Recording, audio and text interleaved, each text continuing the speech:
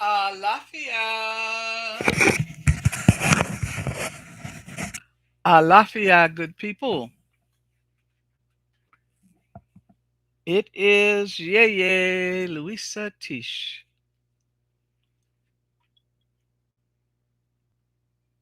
hmm Alafia, I'm very happy to be here on YouTube with you because they tell me that we can have a better relationship on YouTube. Some of you know that sometimes I struggle with Instagram, but YouTube is better. I am here today to say Alafia, Alafia, Alafia to you. When we say Alafia, we are asking that we have good health and be at peace with our neighbors, which is a big challenge for us right now. You know, we are facing the reality that even if you live in the United States, not Gaza, not Sudan, you know, you're living in a war zone. The military is in the street. Uh, Random people can open fire on you at the store, at the school, even in your church. There's all kinds of illnesses going around. If you think COVID gave us a hard time, I understand there's something new, something that has mutated. Put that together with the polluted air because of the all the fires. Put that together with everything that we are eating. Last week there was a recall on a shrimp. Hello, there was a recall on shrimp from Walmart because it was said that the shrimp was radioactive. Radioactive shrimp. So now we got grief in our gumbo. Ain't that something? And we've been told by the readings that have come out of Africa and Cuba that the air spirits are angry. We have planes falling out of the sky. The water spirits are upset. We've got rain and flood and all of these ecological things happening. In order to survive, we really need to build community, y'all.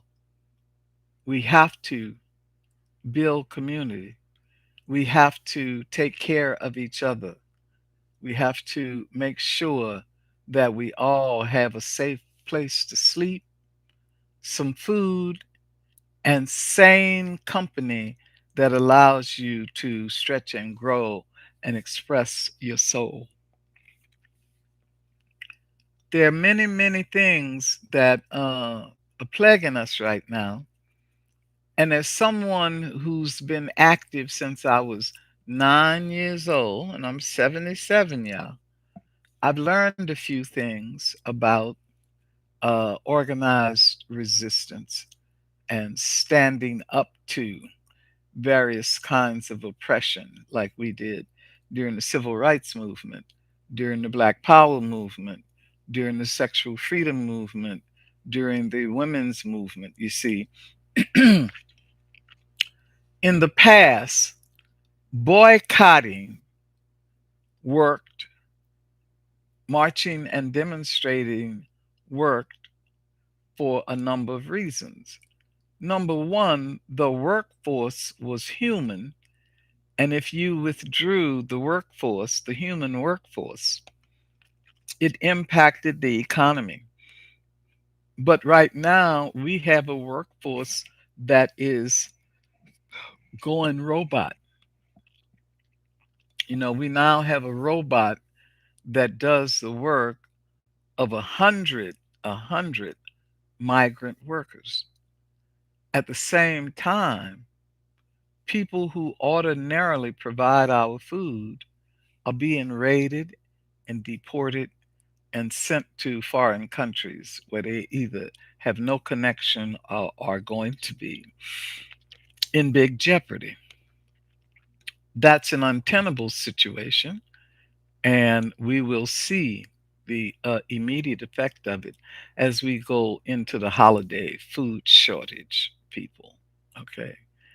We have a problem in that marching and demonstrating for our employment, a lot of people are going to be replaced by robots. There are targeted audiences with these raids and these firings. They're people of color. Um, Black women make up the majority of civil servants. We know this.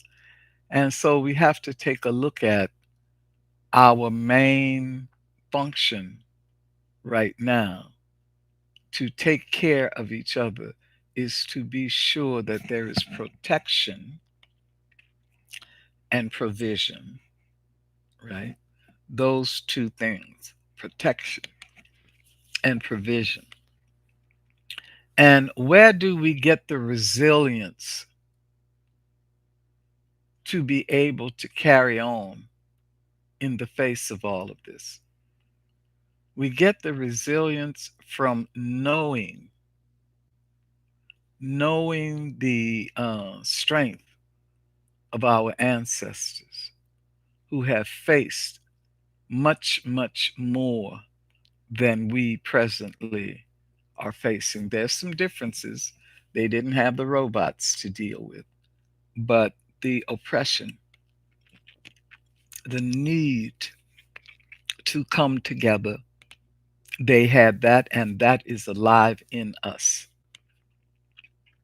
We also, during all those movements that I named, especially the civil rights movement, we had people above us who at least had a pretense of having a conscience. Okay. We're facing a situation now where lying, stealing, undermining, terrorizing is the order of the day. Is the order of the day. And so, what we have to do is put ourselves in the circle of universal light. We have to get in touch with the energy of which everything is made. We have to wonder, hey baby, how you doing? We have to call upon the power that is greater than the ones who are in power.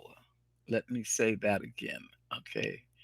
We must call upon the power that is greater than those who think they are in power.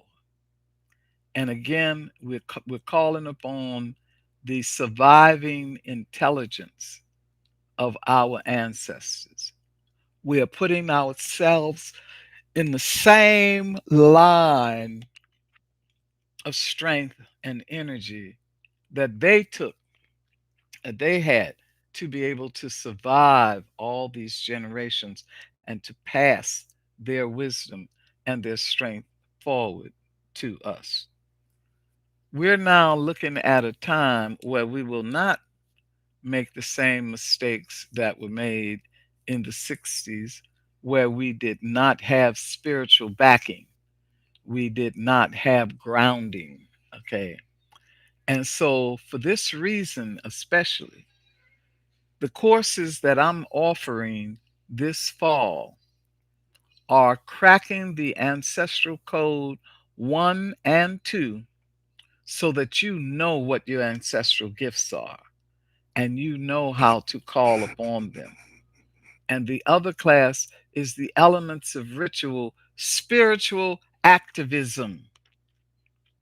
Before you go out in the street to wage a battle, make sure that you carry with you the wisdom and the energy of those who have already survived it. Okay. So I really, really invite you to tune in to those two classes. Those of you who did one last time and you're doing two now, we're going to put you together because I want those of you who have been through it to bear witness to those who are coming in, and let us and us have you assist them, and let us all grow together, because I got some new stuff for all of us, because we're facing things that's even deeper than it was year before last. You see, we really, really have to get organized and make sure that we know when cousin go to the airport and might get pulled over because of the way they look, when your child is sitting up in the classroom, or when you are shopping at the mall and you are in danger. We're going to get out of danger, y'all. We're going to get out of danger by calling on our ancestors and looking, taking care of each other. I've got a very, very beautiful ancestral season planned for you all. And yes, I will respond to some questions in a minute. I just want to say that we've got several ways to hang together, okay? We've got the classes, which I really encourage you to take, because that is in depth, progressive learning. We have Patreon. We have the new moon ritual and the full moon ritual. New moon, we bringing in that prosperity, the provisions, the provisions. Full moon, we are throwing off the yoke of oppression and increasing our protection. So protection and provision is what we are concentrating on now. Activism backed by spirit. Okay. Also, I'm going to ask you throughout the fall to watch my website, because we have a lot of ancestor work that's going to be being done in the community, and in some of those classes I will be sharing how you can do the rituals that we're doing here in Oakland, how you can do them in your community. Okay. Um, I'm also running a fundraising campaign for the Jambalaya Center for Ancient Mysteries and Sacred Arts. And you'll be hearing more about that. If you go to my website, you'll see a place where you can donate at this point to raise the money for me to move out of here and move into the property that we're raising money for. And there'll be more information about that. Eventually, that will be a place where we can hold classes and workshops and rituals and certification programs. There's going to be an indigenous longhouse, a sweat lodge, a labyrinth, a healing hut. This is for the good of the community. People who are coming in from other states will not have to get a bed and breakfast or go to a hotel. And writers and artists who need time um, will have space. Okay. So keep your eyes open, your eyes and your ears open, because this is the kind of thing that I'm working on. Now, I see, let me see if I can respond to Ray. Ray Alexander said, Mama Louisa, Hi from the South. I watched your interview with Queen Poe. She's wonderful. Read your book, Jambalaya, and reviewed some of your other media content. Is it okay to ask a question that touched on the interview? Yes. Ray, we are in a time where we're going on the power of the ancestors. Excuse me, the battles won by our grandparents are now needed to be refought. We had forgotten, and so we must relive to remember. Yes, your ancestral work is legendary, but why, on another note, have some New Orleans sought Haitian over Louisiana style voodoo? In the interview, I believe you went there, Richard. Okay, it's a very, very good question. And the answer is that we are not bound to only one place. It's not an either or. It's not New Orleans voodoo versus Orisha worship versus this, that, or the other.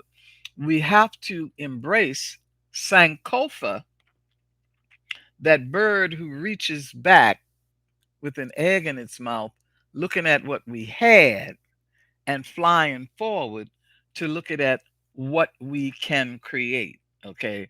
So I grew up with New Orleans voodoo. All right. I went through being a Louisiana Catholic, which is pretty much, being hoodoo, right? After that, and I think I say this in jambalaya, I went around to just about every spiritual tradition that I could find, right? And I mean, I went to Jewish synagogues. I danced with the Hare Krishnas. I studied Baha'u'llah. I did this, that, and the other, including initiation in an Egyptian some worship temple, the Bahamian Temple of Amun Ra, and I have been initiated as a priestess of Oshun, initiated as a mambo, initiated as an Iyanifa, and here is the late breaking news. When you study enough of the traditions, and I said this in Jambalaya, you learn that what we are doing is making cultural notations on universal principles. Okay. If you are relating to the universal principles, it doesn't matter if it's New Orleans voodoo or Haitian voodoo or Orisha or if it's Lukumi or Candomblé, because the truth of the matter is everybody manifests the universal principles through the lens of their particular culture or community. You see, as soon as we understand that, we will not position ourselves as enemies of each other. This is getting better and better. This in the first 2 weeks of September, and you'll see it on my website eventually. I'm going to be part of a festival that we're having here for Yemoja, okay, for the water spirits. There are going to be people from Cuba represented, people from Africa represented, people from Brazil represented, people from Haiti represented, where she goes by another name, you know, but we are coming to a place where we can stand together, understanding each other. I used to teach in a new age sort of Catholic college. And sometimes people would get into Christianity versus Islam versus da da da. And I would step in the middle of them and I'd say, my God's bigger than your God. My God's bigger than yours, to the tune of a dog food commercial. Okay? To the tune of a dog food commercial. All right. And what we have to do, and here's what I'm really after, y'all, we have to decolonize our minds.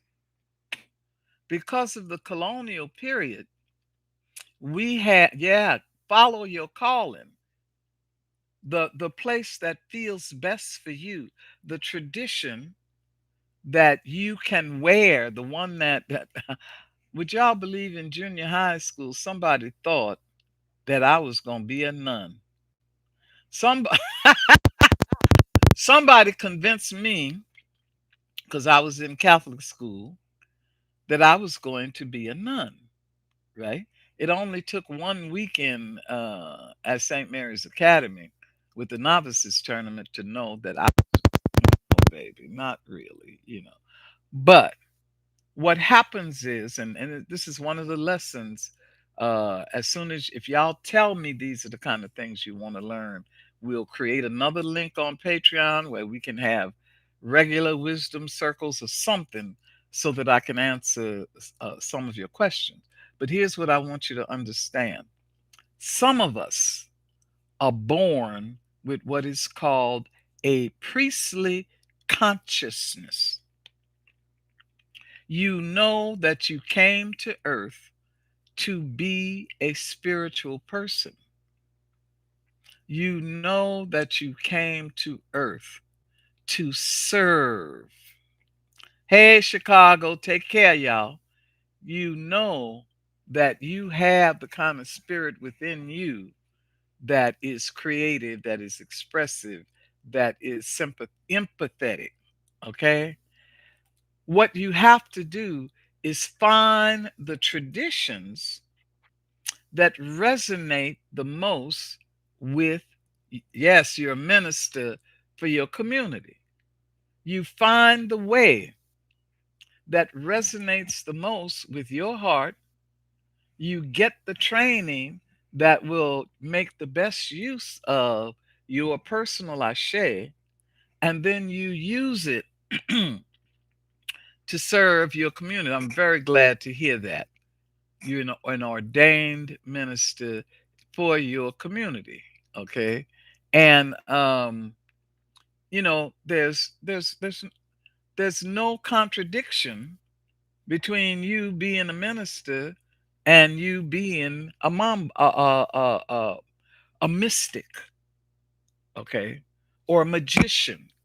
If you know the principles that you are dealing with, I had, yeah, through hoodoo. Okay, you in the right place, doing what feels good, and that allows you to, hey Poe, how you doing, baby? That allows you to fulfill your life's mission. Now, those of you who know me, honestly, you know that I am here. I'm here for you. I'm here for the ancestor work that we have to do. I'm here for the healing. I'm here for the storytelling. I'm here for all the good stuff that keeps our souls together. Can you really see me in a nun's habit? Huh? Do you think it would have worked for me to join the convent? No, baby. No. I would have lasted as long as a snowball in hell. Okay? I would have lasted as long as a snowball in hell because the way that I want to express my love for the earth and for you and for expression, I can't do that if I'm locked down, you know.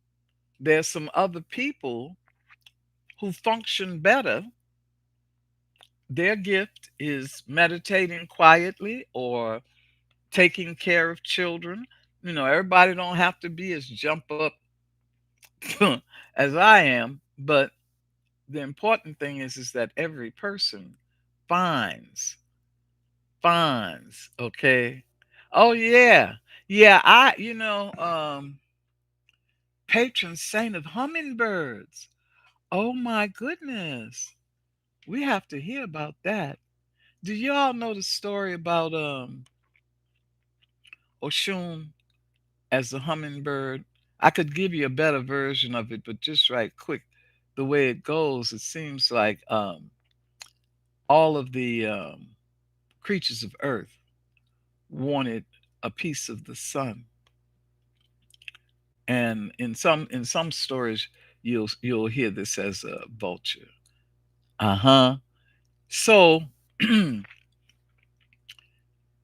way the story goes, everybody wanted a piece of the sun. And all the various birds, everybody was flying up there trying to get a piece of it, and everybody was failing. And then Hummingbird said, "Let me try." And they said, "Hummingbird, really? Come on, man. You just a pretty little thing, that's all, right?" And Hummingbird said, "Well, if that's what you think, then let me get out my way and let me try it, right?" And because all the other birds, in order for them to fly, they would have to flap their wings or soar and move around. But Hummingbird is the one who can fly in place, who can twitter like that. And because she was able to sustain her position, okay, with her wings flapping without having to go like that, she was able to grab that piece of the sun. Okay. There's another version of that story where everybody's trying to figure out how to get some, and it's the vulture who flies up. Everybody tells the vulture, just as they told the hummingbird that she was too pretty, they tell the vulture that she was too ugly, and she went up, flew directly into the sun, and her head caught fire. She brought the fire down, and that's why they say the vulture's head is bald. But you see, both of those stories, and the story coming out of Mali, and the story coming out of, the everywhere, there is a story about how human beings got fire. Okay. And everywhere, in order to get fire, you have to exhibit bravery, courage. In all of the stories, the person who's going after the fire is going after it for the good of everybody, and who is taking a risk. Is taking a risk. Okay. Um, there's so much going on, y'all. The Yemonja Festival. The Yemonja Festival. Eventually, I'm gonna have this card up on my website. But this is the Yemonja Festival that's happening in Oakland the weekend of September. There's 2 weekends, September 6 and 7, and September 12 and 13. And you're going to see this on my website. That's the address, 664 30th Street in Oakland at the Manos Morenas Cultural Center. The person who's leading it is a wonderful priestess of Ogun, and we're paying homage to Yemonja. They have a wonderful house, a beautiful botanica, and a wonderful space in the yard with a mural. Okay, where I was just sitting there yesterday talking to EI. I am going to. There'll be booths there. Two of them will belong to me. One will have incense oils, gemstones, etc. The other will have books, and there's lots of music. There's going to be lots of food, and then there'll be a panel discussion with some of the Orisha priests about the nature of Yemoja, the nature of Yemaya. Okay, and so here we go. Um, it's going to be very, very important. Hmm. Oh, hmm. Hey, listen, that's a good question, Poe.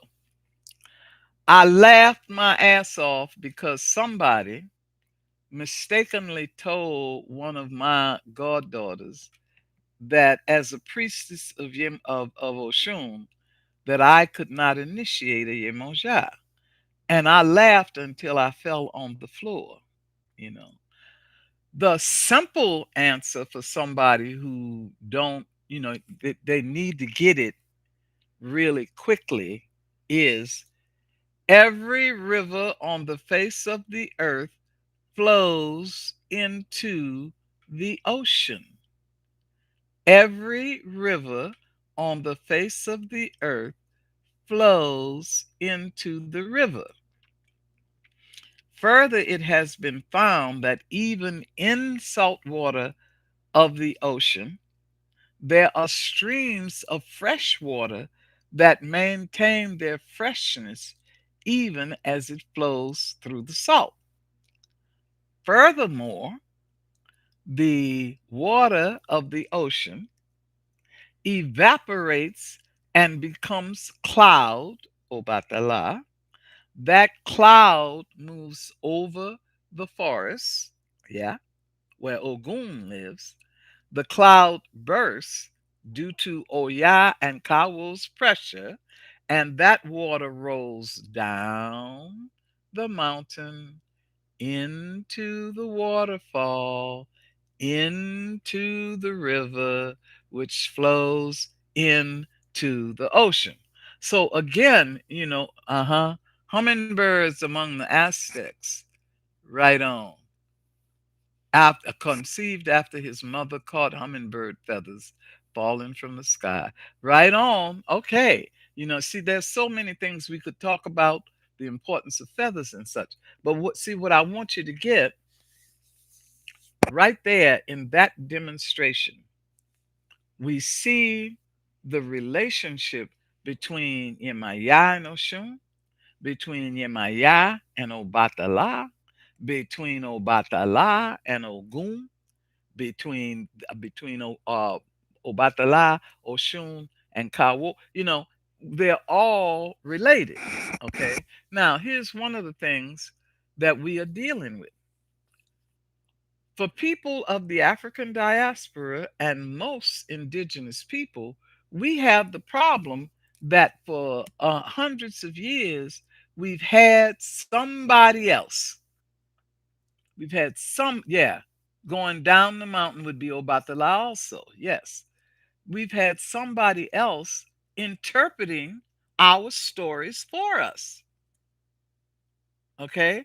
And we'll be talking about these things if people want to have wisdom circles. But I always have to tell people anywhere where you see people in the diaspora talking about the devil, it's because they have been exposed to Christianity's interpretation. As a West African, from a West African point of view, we ain't got no devil. Eshu is not the devil. Okay, a British man who was working on a dictionary, he's the one who said Eshu was the devil. No, no. See, we have to pull these colonial chains off of our minds, and sometimes it's very difficult to do. Right? It's very difficult because we've believed it for so long, and we live in a culture that reinforces it so much. But we have to have a safe space where you can ask a question. See, that's a problem. When I was growing up in the church, you can't ask no question. If you can't ask no question, then you have to just accept whatever you're being told. If you have to accept whatever's being told, you don't get to think. Okay? The devil is absolutely a manifestation of the mind. Absolutely a manifestation of the mind. Human beings, especially those who come from the monotheistic traditions, created him. Okay, it's too much to get into right now. But if you look up, if you go and look for the origin of the word Satan, that's a piece of homework. Y'all do that and see what you find. Okay. If you are allowed to take a look at the symbols in the story that you've been told. And see, this brings me to another possibility. We are trying to figure out how we can have a masquerade to chase Ajogun out. You see, we don't have the devil with the big horns and the hat breathing fire. No, we have attributes, negative attributes that work against human beings. They're called ajogun, and they are things like death, paralysis, illness, right? Um, hexing each other, and greed, arrogance, etc. Okay, we want to plan a an event where people make masks and make sounds and drive evil out of Oakland. Okay, what do you think causes mental illness from a spiritual? Okay, now Poe, you know that's a whole workshop, don't you? You know you know that that's a whole workshop. I just did a 3 day, I mean, a 3 hour thing called Good Grief Rituals, taking a look at, you know, depression and grief and such. If I were to give you a superficial answer, what do you think causes mental illness from a spiritual perspective? On the quick, I would say the person has either is dealing with what we call oriburuku, okay, where there's been a degeneration of consciousness, where the person has had so many experiences that their consciousness could not, yes, could not process something. Where I sit, every baby that comes in clean, or comes in with the intention of being clean. Okay. Now, if we have a mother, if we have a mother who does drugs while the baby's in utero, have you ever seen a crack baby? You know what I'm saying?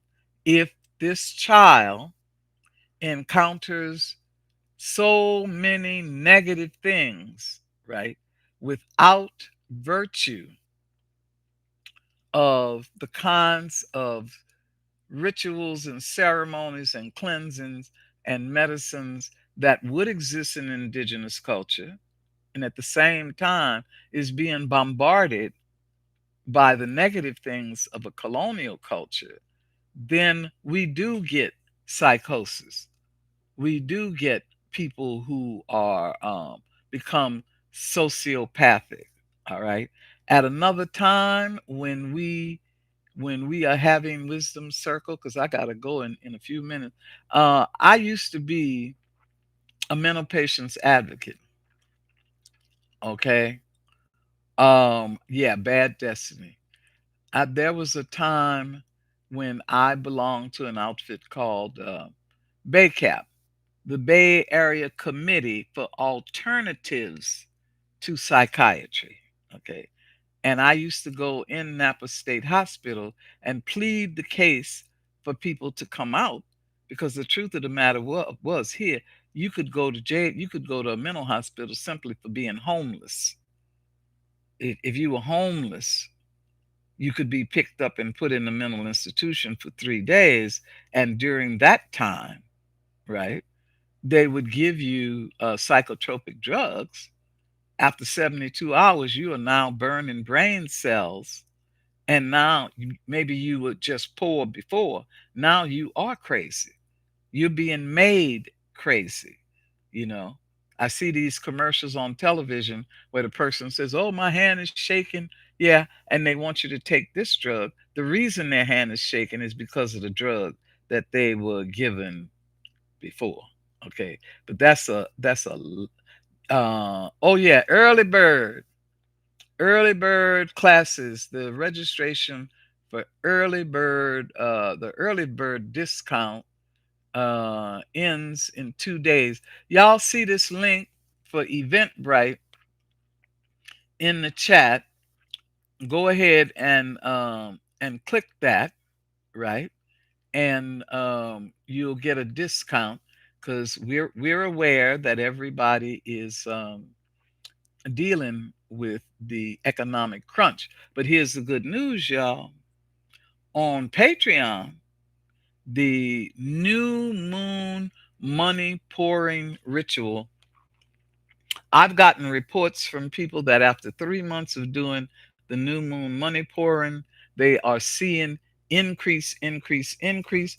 And I've told everybody, if you do the new moon money pouring and you win the lottery, or you get a big piece of money, I get 10%. Okay. I get 10%. Right. So we're not going to be broke. We're not going to be broke. Okay. And they're saying use Ancestor 10 by September 29th to receive 5% off your first month. Uh-huh. An offering to honor those who walked before us. The other thing I want to say to y'all, uh, ooh, Poe,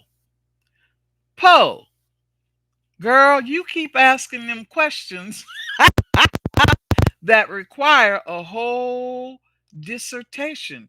Yes, Oriburuku can be fixed with a number of things, including rogation, ebo, training. There's a whole thing about how we treat our consciousness. So, see, Paul, you asking for a whole class on Ori. Y'all keep me busy with these questions because every time yes, we do. We need a class for priests. We need a class for those who are serving. We need to, but y'all know now. Don't start no mess with me that you ain't gonna finish. I am a homework bitch. If you ask for a class for serious people to study, not only do I expect you to attend, I expect you to pay attention. I expect you to do your homework. I expect you to use the knowledge that you got. And I'm so cheeky. If there are two people in that's right. If you don't start nothing, there won't be nothing. Don't I will assign study buddies to each other, so you can really, really use this knowledge because you're going to need it. Like Poe is asking about mental health. Because we're in a war zone with an epidemic during a natural disaster, and people are traumatized already from COVID. I mean, that's a word that I hear all the time, and I hear it globally. Okay. That's why I did the good grief rituals. We have to, we have to have the systems in place to take care of ourselves and to take care of each other. And so there's no time for dilly dallying.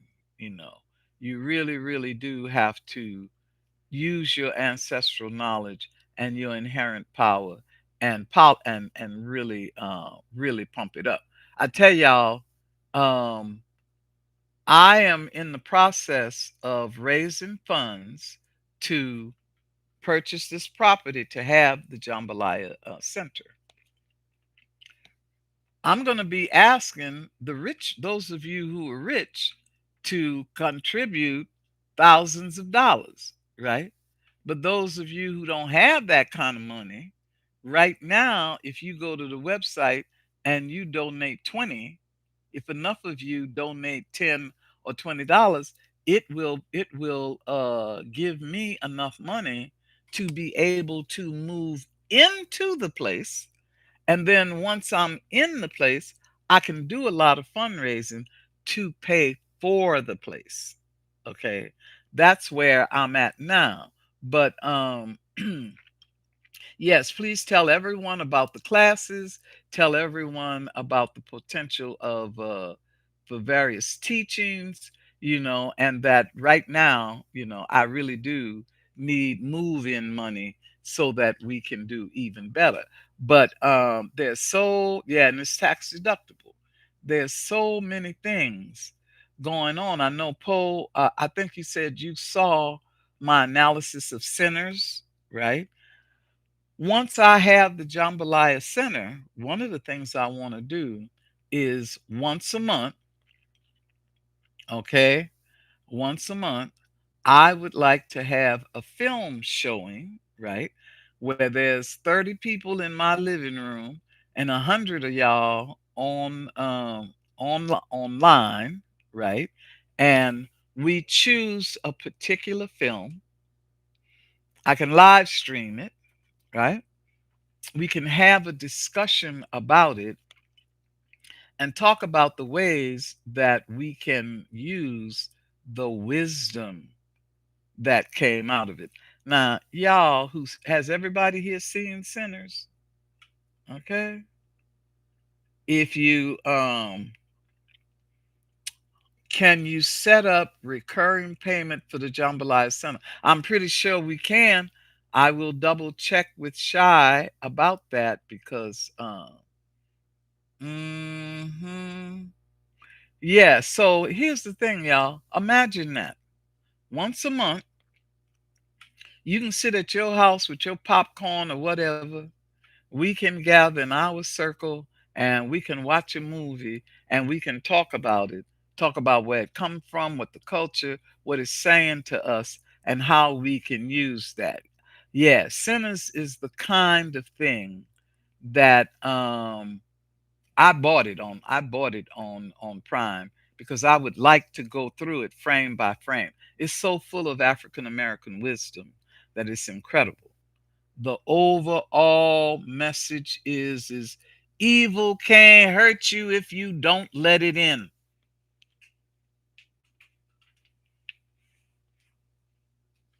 Evil can't hurt you if you don't let it in. Once you let it in, oh my God. Oh my God. You see, so there we go again with protection and provision. Y'all gonna be hearing that from me a lot for the next 3 years.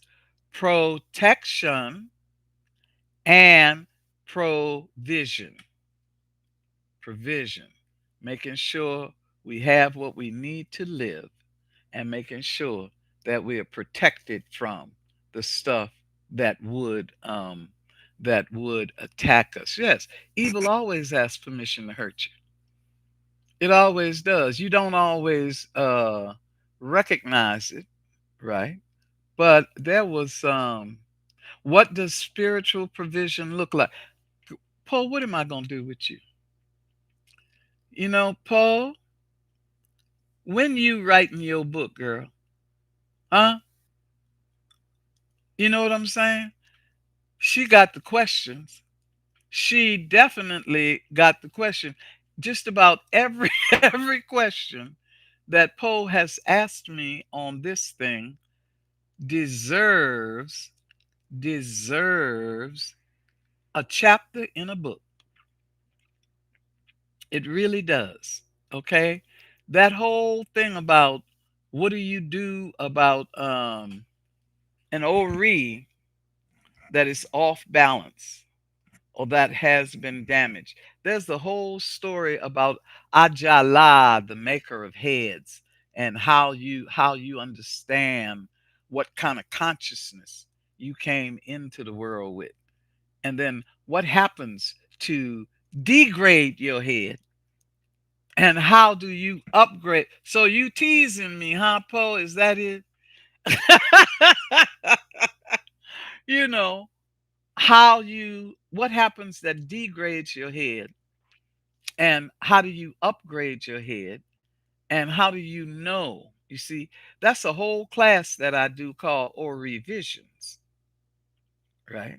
You know, but Poe is messing with me because she knows that these are the profound questions of our time. They really are. Okay. How are we going to stay sane, right? And what its spiritual provision is, what in my lay we call it psychic hygiene. Hygiene. How you keep your house spiritually clean, okay? What degrades and upgrades your head? Okay. What degrades your head is, for example, a spiritual philosophy that comes in and suppresses your energy. A very good one was, for a long time, most places said a woman could not be a priest, a woman could not serve. So, a girl child who's born with priestly consciousness, who wants to serve, is told she can only be a nun. She can't be the full blown priest. She can't be the priestess. She can't bring, all of her consciousness in. And so that person closes down and plays small, right? Now, what increases in that case? When that child, and I'm talking about me now, when that child looks at the convent and says, I ain't going to do that, but what can I do? And go on a quest, looking, looking, searching, questioning, sampling, trying other things. Another example that is very, very commonplace is a child comes into the world with an artistic gift. And that child starts drawing or painting or singing or something. And the parents say, ooh, artists don't make no money. Artists are crazy. Artists are sinful. And they start taking away the things that this child would ordinarily develop their ori with. That's decreasing that person's head. What's going to increase it? Somebody get that child a pad of paper and some charcoal or some crayons. I'm happy to say that a lot of the fast food places now put down a paper napkin, and give people Crayola. It's that simple. And I'm giving you the least violent examples, right? But one of the things that I worry about, or not worry, but prey on, when I watch the news, the people in Sudan and Gaza, you know, people who were just everyday people living their life and just trying to be decent people, are going to be turned into monsters because of the way they've been treated, the way they've been traumatized. Okay. I turn on the news and I see babies with bloated bellies and nothing but skin and bones. And honestly, y'all, my breasts hurt when I look at that. Okay. And then for a minute, I'm paralyzed. Okay. Um, I think PayPal is best. I don't really understand Cash App, but I think that there's a page on my website that says it's a fundraising page. It's a fundraising page, and but my PayPal is Dahomeroyal at gmail.com. Yeah, Dahomeroyal at gmail.com. You see, it's Dahomey Royal because in one lifetime I was a queen in Dahomey. Y'all know, right? There's so many things. There's so many things going on. But yes, when I get in there, one of the things we're going to do is there's a particular kind of camera. I think they call it an owl or something, where the owl's eye will roll around the room and we get to see everybody. We'll be able to live stream. We'll be able to jam together. I mean, I am so jazzed. I'm so jazzed. The land is beautiful. There is a stream that has fish and ducks in it. There's three gardens. There's a flower garden, an herb garden, and a vegetable garden with drip irrigation. And so people who come to the center will be Washington's Black on. No, I don't have Hulu. They won't let me in Hulu. They want me to pay for Hulu. I thought I was sharing it already, but they say if I don't live in the same house, they won't they want me to pay again, and I'm already paying for a half a dozen things, but I'll see Washington's Black. I'll see if I can yeah, play the Powerball, honey. Play the Powerball and send me my 10%. But Paul, you see what I'm saying about your consciousness can be improved. You know, you give a person a rogation, and that rogation pulls the toxins out of the sacred spots on the body, and then that has got to be followed by a conscious change in behavior. See, this is one of the things that ruined the tradition for a while. People thought, well, if I was ugly to my neighbor, I abused my mate or something, all I got to do is light a candle and smudge the room and it's over. No, no, no. You have to do that, and you have to recognize that you have to change your behavior. You have to take a look at what occurred. You see what I'm saying? But these are the kind of things that we can do in the wisdom circle. And I definitely want Poe to be there. And I definitely want the note taker to be there so that I can outline her book for her, Miss Poe, Queen Poe. Hmm. See, now I know she's sitting there looking at me saying, yeah, yeah, don't give me something else to do. But she's got the right questions. All right, y'all. Miss Poe, and everybody, I'm so glad that you all tuned in. I am learning how to do stuff on YouTube. And when you see this, all right, okay, y'all see it, huh? Poe done made a pledge. She said, I will do it. We got her. We got her. It's called entrapment now. Hold her to it, y'all. It's gonna be wonderful. It's gonna be wonderful. I gotta get off. It's 8 o'clock. I want all of you to tonight before you go to bed. Okay, I want you to say that as I lay down, all good things lie with me, right? And when I wake up, all good things will walk with me through the day. You got it? All right, y'all. I'll see you later. Boom. There we go.